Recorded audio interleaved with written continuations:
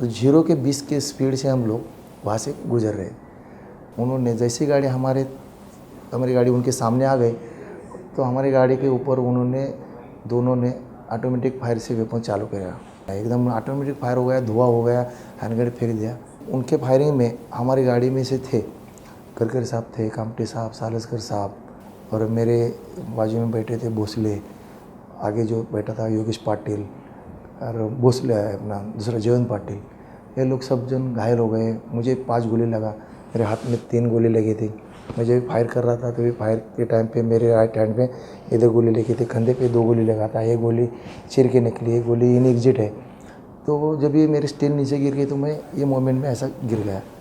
ये मोमेंट गिरने के बाद सामने वाला ऑपरेटर नीचे था पेट पे ऐसा, राइट साइड का जो ड्राइवर था उसने पूरा सेव उसका मेरे सीने पे डाल दिया था। उनके दोनों के नीचे मैं दब गया था। वो जॉइंट में गोली लगने की वजह से पूरा जॉइंट नहीं चलता था। ये हाथ जो है वो सब पूरा ऐसा टेढ़ा था ऐसा यहाँ पे। उसके बाद वो टेररिस्ट लोगों ने गाड़ी के सामने आया, हमारे साथ गाड़ी का ज़रा थोड़ा सा मुलायजा कर दिया।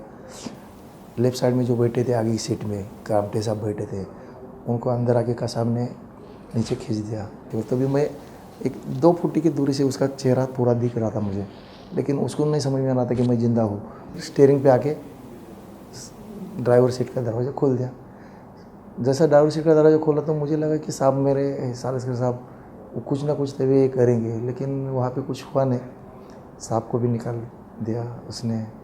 लेफ़्ट साइड में कसब बैठा, लेकिन वायरलेस सेट के ऊपर जो मैसेज आ रहे थे तो वायरलेस सेट पे मैंने कॉन्सेंट्रेशन कर दिया अपनी आवाज़ सुनने की। उसमें मैसेज आ रहे थे कि पुलिस गाड़ी के पास मत जाओ, पुलिस गाड़ी से फायरिंग हो रही है। तो वायरलेस सेट ही ऐसा जरिया था मुझे आगे की इंफॉर्मेशन पास आउट करने के लिए। और वो गाड़ी मंत्रालय के पास आ गई, मंत्रालय से लेफ्ट टर्न मार दिया। मुझे लगा कि मंत्रालय के ऊपर आ गए तो अटैक करेगी, ये करेगी कुछ ना कुछ। इनके पास बारूद थे, हैंड ग्रेनेड थे, कुछ बॉम्ब भी रहेंगे। तो फायरिंग में गाड़ी का टायर जो था राइट साइड का, गोली की वजह से वो पंक्चर हुआ था पीछे का टायर। और गाड़ी जब भी डिस्क चलने लगे तो गाड़ी चलने लायक नहीं थी, तो विधान भवन के पास उन्होंने गाड़ी छोड़ दी। सामने जो एक स्कोडा गाड़ी आ गई, स्कोडा गाड़ी को उन्होंने रोकने की कोशिश की, फायर किया, ओपन फायर किया उन्होंने।